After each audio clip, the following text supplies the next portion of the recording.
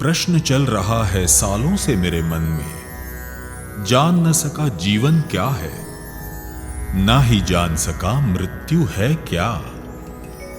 जीवन के प्रयोग तो बहुत कर चुका मैं, अब समय के पार मृत्यु का अमृत पान करना है। द्वंद मिटाने वाले ऐ परमात्मा, ले चल मुझे अब तू समय के पार।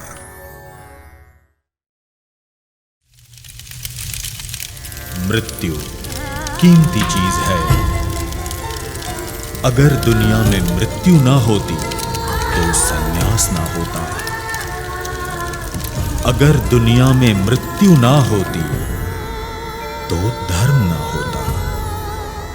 अगर दुनिया में मृत्यु ना होती तो परमात्मा का स्मरण ना होता, प्रार्थना ना होती। और जिसे मृत्यु का स्मरण आ गया वो सौभाग्यशाली है। मृत्यु के स्मरण के साथ ही जीवन में क्रांति आती है।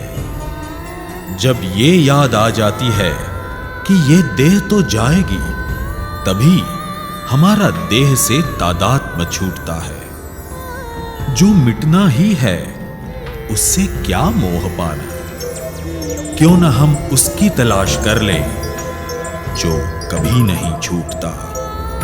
क्यों न हम उस शाश्वत को खोजें, क्यों न हम उस शाश्वत पर अपनी निगाहें टिकाएं। शाश्वत पर निगाहें टिकाने का नाम ही तो संन्यास है। समय के पार आंखें उठाने का नाम ही तो संन्यास है।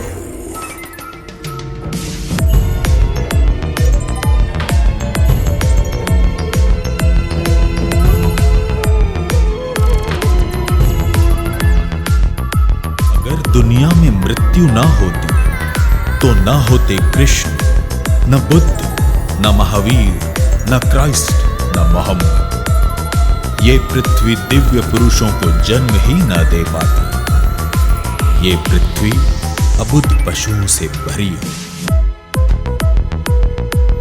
ये तो मृत्यु के स्मरण ने ही जीवन को परिभाषित किया।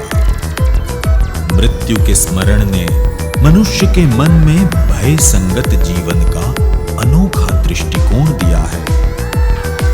मृत्यु ने याद दिलाई, शरीर की मृत्यु होती है किंतु चैतन्य कभी नहीं मरता। चैतन्य शाश्वत सत्य है। चैतन्य इस जड़तापूर्ण विश्व को प्रेरित करता है। आदि या अंत चैतन्य की प्रेरणा से उजागर होते हैं। जब चैतन्य शक्ति सक्रिय होती है तो जैसे प्रगाढ़ निद्रा से उठकर शिशु की भांति उन्माद करती है। आश्चर्य और आनंद भाव में वो प्रकृति ओम ध्वनि उत्पन्न करती है।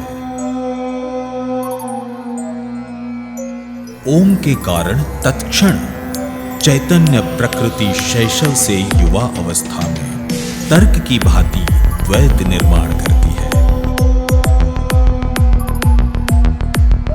ये पताक मुद्रा तर्क रूपी तलवार दर्शाती है।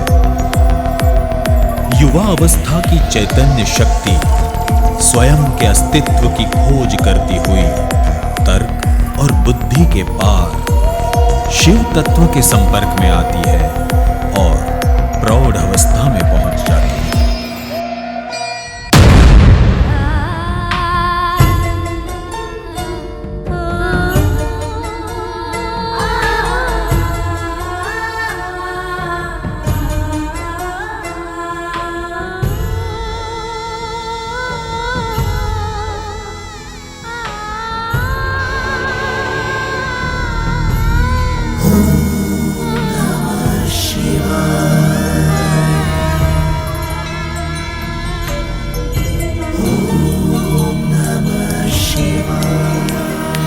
यहां से शिव तत्व अर्थात करुणा संपन्न चैतन्य प्रकृति अव्यक्त से व्यक्त होने की अवस्था में पहुंच जाती है। शिव तत्व अर्थात विश्व उत्पत्ति का स्रोत, शिव तत्व अर्थात ज्ञान, शिव तत्व अर्थात शून्य, शिव अर्थात परम आनंद।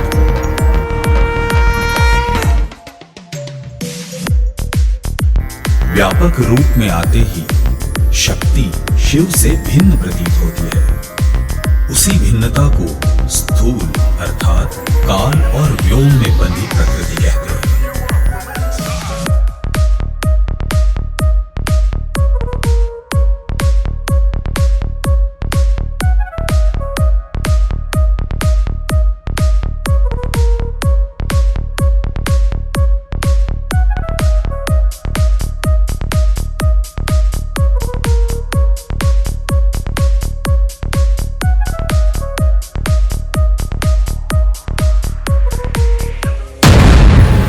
चैतन्य प्रकृति इस भिन्नता को मिटाने दशों दिशाओं में अपनी भुजाओं और पैरों से तांडव अर्थात तरंग उत्पन्न करती है। इन तरंगों के कारण व्योम और काल में परिवर्तन आता है और हिरण्यगर्भ का निर्माण करने पर ब्रह्म सूक्ष्म से सूक्ष्म होती हुई असीमित दबाव और ऊर्जा के कारण विस्फोट करती है।